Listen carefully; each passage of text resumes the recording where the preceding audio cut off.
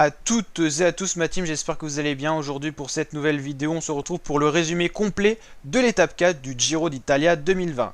Une étape de 140 km qui relie aujourd'hui la ville de Catania à Villafranca Tirrena. Une ascension au programme, le Portella Mandrazzi, qui était un peu le juge de paix, l'animation de cette étape. Deux sprints intermédiaires qu'on retrouvait sur le parcours. Un juste dans les faux plats montants du col et un juste après avec un col de troisième catégorie donc en juge de paix de cette étape. Une échappée s'est donc créée avec quelques coureurs qui se sont extirpés du peloton, qui n'ont jamais eu trop d'avance sur le peloton, un peloton qui voulait gérer au mieux pour amener justement ce peloton vers un sprint massif et donc leur sprinter. On a vu notamment l'équipe Boransgreux rouler pour essayer de mettre quelques sprinters en difficulté dans la côte, ainsi que gérer l'écart avec l'échappée. D'autres formations donc aussi un peu roulées, l'échappée qui a basculé en tête du col pour les rescapés, mais qui n'ont jamais eu trop d'avance et qui se sont fait rattraper très rapidement sur la dernière partie plane pour arriver vers un sprint massif. Il manquait quelques sprinters pour justement le sprint final. Fernando Gaviria a été lâché et ça n'a pas été le seul. On avait aussi Alvaro O'Day qui n'a pas pu suivre le rythme du peloton. On a noté aussi l'abandon de Geraint Thomas qui n'a pas pu poursuivre ce Giro. Il était blessé, il est tombé hier et il n'a pas pu tout simplement faire cette étape. C'est donc un abandon assez notable.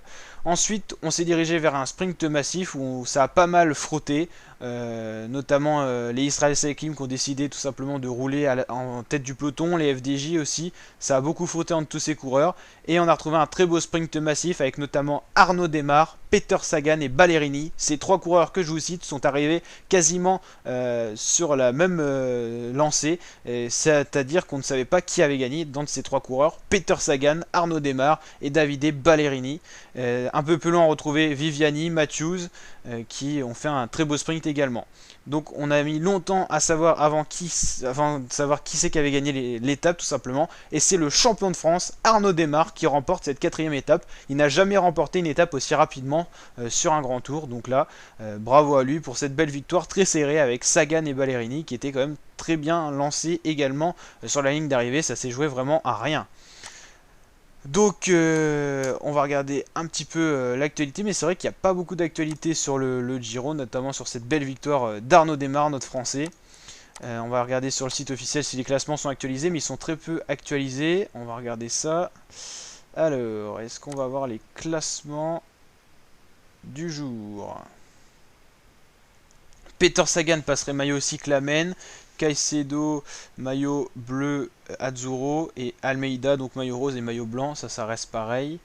Je suis en train de voir si on peut pas essayer de gérer le classement. Allez, c'est parti, classement, étape.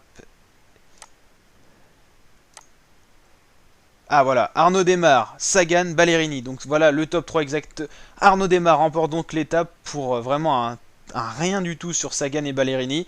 Vendramé pour AG2R fait 4, Viviani fait 5, Oldani pour la Lotto Soudal fait 6, Timolai fait 7 pour Israel Startup Nation, qui ont bien roulé aussi, mais qui n'ont pas trop géré leur sprint. Sunweb, Michael Matthews, Fioretti et Battaglin. On peut retrouver énormément de sprinters italiens. C'est vraiment une nation italienne qui est vraiment très performante sur ce Giro. On retrouve des Italiens partout, que ce soit dans les échappées, au niveau des sprints. On sait qu'il y a beaucoup d'Italiens, mais c'est vrai qu'il y a beaucoup de Français sur le Tour de France, mais les performances ne sont pas forcément au rendez-vous. Mais alors là, c'est quand même assez impressionnant. Et en tout cas, belle victoire d'Arnaud Démare.